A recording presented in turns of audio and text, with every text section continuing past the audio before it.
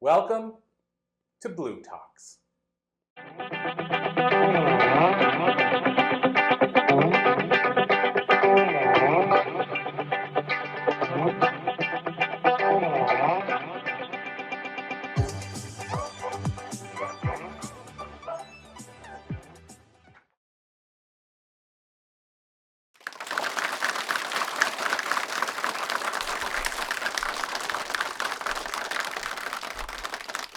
Ladies and gentlemen, my name is Dr. Emilio Justo, and I'm deeply honored to be with you here today at Cambridge University in England. I'd like to share some of the insights of my professional journey, along with the personal philosophies that have contributed to my success and shaped my life.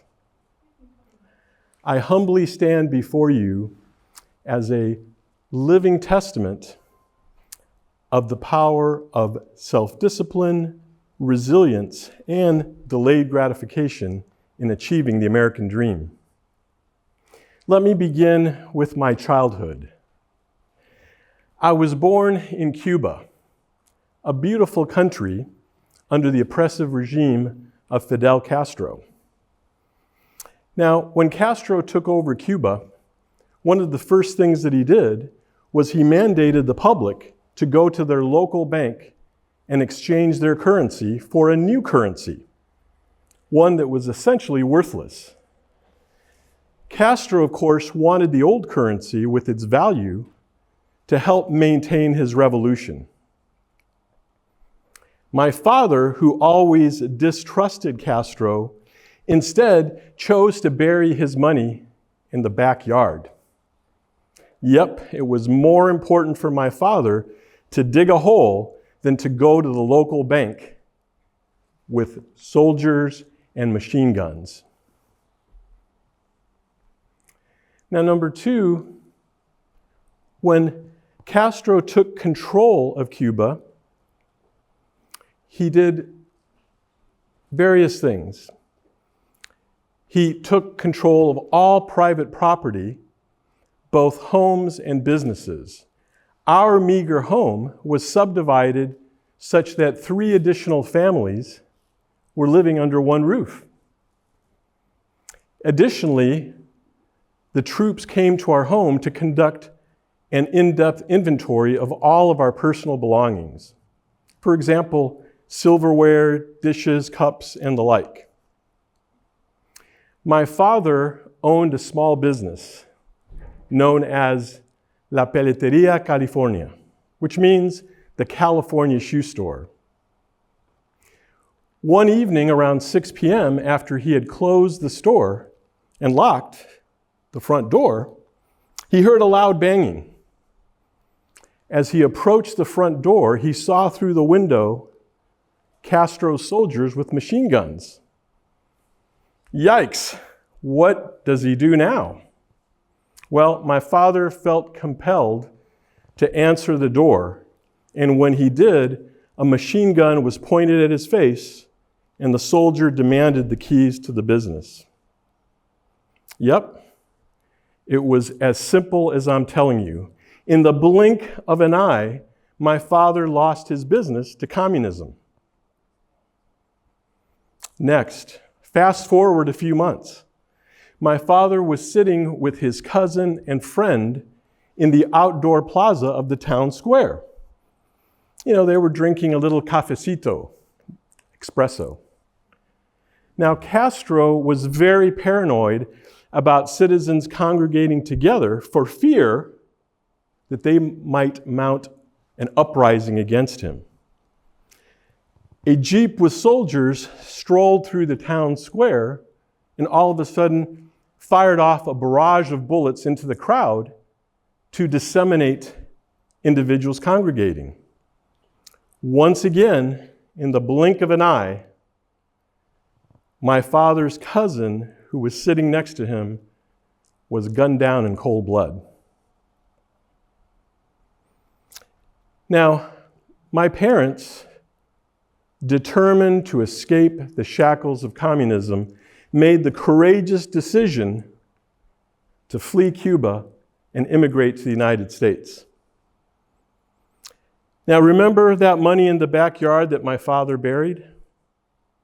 Well, it turns out that my father befriended a Canadian diplomat who assisted him to use this same valuable money to purchase airline tickets on the black market out of Cuba into Mexico. But it wasn't that easy. Prior to departure, guess what? The soldiers came back to our home to conduct a second inventory. And you guessed it, that inventory had to match exactly the first inventory. Had we broken a plate or lost a spoon, we would have been forced to remain in Cuba. Now, can you believe this? When I go through challenging times and difficulties in my own life, I immediately think to what my parents had to endure. And I think, gosh, my problems are pale in comparison. I'm sure you've had similar circumstances where you're having a rough time, having a problem, and all of a sudden you look at people around you who have much bigger problems, and you say to yourself, gosh, what am I complaining about? I was just a child, but I understood the gravity of leaving everything behind in search for freedom and opportunity. The journey was fraught with uncertainty and peril, but observing my parents instilled in me a deep, profound sense of resilience and determination. As Winston Churchill says, success is not final. Failure is not fatal. It's the courage to continue that counts. Now, after 6 months in Mexico, church organizations were sponsoring Cuban refugees into the United States. My parents and I ended up in Gary, Indiana. You know, the same Gary, Indiana that was home to Michael Jackson and the Jackson 5. My grandparents fled a few months later, and they ended up in a small college town by the name of Tarkio, Missouri. My father worked 2 full-time jobs, and my mother temporarily relocated 3 hours south to go to Indiana University to study all over again, as she had already received her doctorate in education from the University of Havana. I was sent almost 1,000 miles away to grow up on the campus of Tarkio College with my grandparents. Now think, what would you have done in those circumstances? Would you keep your only child safe and secure next to you? Or would you perhaps look for an alternate approach for the long-term good? Well, my parents made the difficult decision to sacrifice their only child for 5 years in the hopes of establishing themselves and to build a better life for me. Talk about delayed gratification.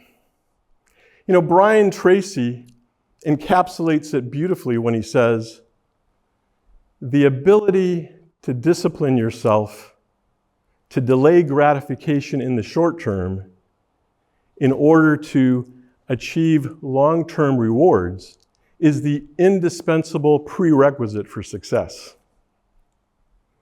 Now, after growing up in Tarkio, we finally moved to Indiana, starting in 5th grade. Now, in Indiana, things were not as simple as it may seem. Finally, my parents earned and saved enough money to buy a home in Crown Point, just a few minutes south of Gary. My father could now work 1 full-time job as a steelworker, and my mother taught high school Spanish. Now, fast forward to my teenage years, we settled in America. Life in a new country wasn't always easy. However, my parents' unwavering belief in the American dream inspired me to persevere. Now, using my own mantra, which I refer to as my CUBAN TRIAD, self-discipline, resilience, and delayed gratification, these principles illuminated my path forward and ultimately served as the guiding stars to my success. When we arrived in the United States, we had nothing but hope and a burning desire to succeed. Self-discipline was essential for me as I navigated the challenges of a new country, learned a new language, and pursued my education. Whether pulling an all-nighter in high school studying or working into the late hours of the night perfecting my surgical skills, self-discipline always kept me focused on my goals. Now, as you listen to these next stories, think to yourself, what are some of your biggest life challenges? How did you respond? Did you do your best at the time? Or when you think back, would you have done things differently? One vivid memory that stands out for me was during my early years at Michigan's medical school. The workload was immense and the pressure overwhelming at times. One of my best friends at Michigan called me late one Sunday afternoon with concert tickets to the Beach Boys that night. However, there was one problem. I had a gross anatomy test the next morning. Yikes, what do I do?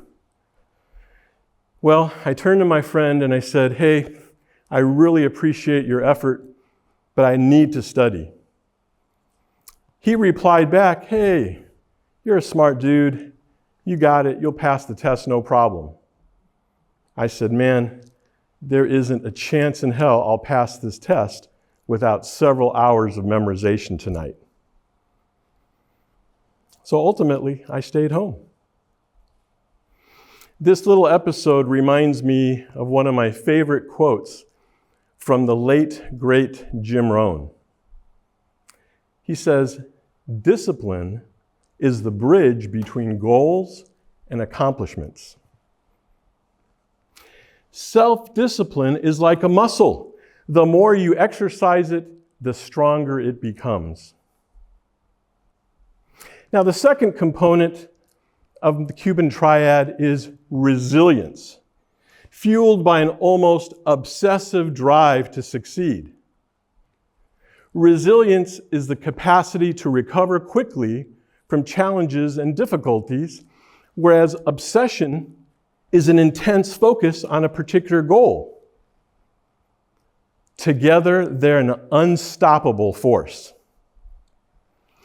In my second TEDx talk, titled Unleashing the Drive Within, the Obsession Advantage to Unprecedented Success, I discussed how an obsessive drive can propel us forward to our goals, even in the face of seemingly insurmountable obstacles. Now, this new obsession that I'm talking about was a paradigm shift, as I explained in my talk. I changed the paradigm from the old obsession that has a negative connotation to a new obsession. This new obsession is not about unhealthy fixation, but rather a passionate commitment to our goals. Now, my resilience was tested time and time again, facing economic hardships to encountering professional setbacks. The road to success was anything but smooth. However, I learned that setbacks are merely temporary steps back, and that progression requires obsession. Every failure is an opportunity to learn and grow. Now, do you agree? Think back to a time when you failed or simply didn't achieve the goal that you wanted. How did you respond? Well, hopefully it didn't bury you. The one challenge in my youth that resonates the most with me was midway through my freshman year of high school. I developed one of the most severe cases of acne conglobata known in the medical literature. Every day sitting in school, I literally had pus running down my face. No exaggeration. Do you know how embarrassing that was?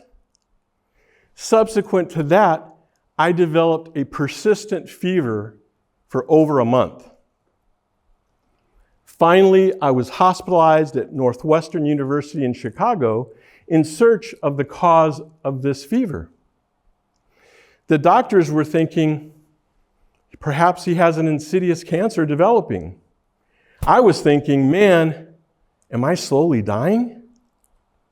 After weeks of testing, it was finally determined that the cause of my so-called fever of unknown origin were the pus pockets draining from my face. Notwithstanding these setbacks, I embraced resilience and obsession. I achieved academically in high school, in athletics, and in school clubs. Now, this relentless pursuit of excellence ultimately resulted in me becoming valedictorian of our graduating high school class, a testament to hard work and dedication. The funny thing is, halfway through my senior year of high school, one of my classmates said to me, "Hey, do you realize you may end up being valedictorian of our class?" And I said to him, "Really? What's a valedictorian?" Man, how naive and dumb I was. Now, resilience and obsession are a dynamic duo.